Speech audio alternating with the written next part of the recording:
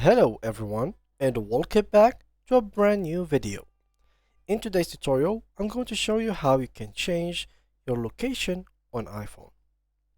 There is two methods, so follow me step by step so you can understand the whole process. First, you have the first method, which is through your iPhone settings.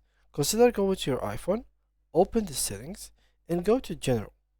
After going here, you will find here in the bottom, date and time, and language and region. Go to language and region, and as you can see, you will find the region. Mine is now located in United States.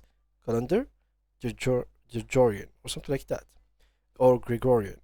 So here I want to change my region, which is simply by clicking on the United States, and then changing it to United Kingdom, for example.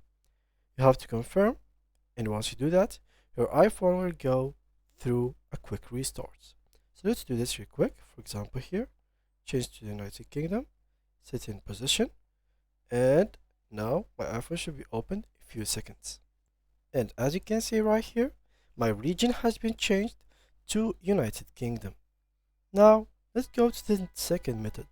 The second method is basically through the App Store, and from here you have to go to your accounts by clicking on the top right corner.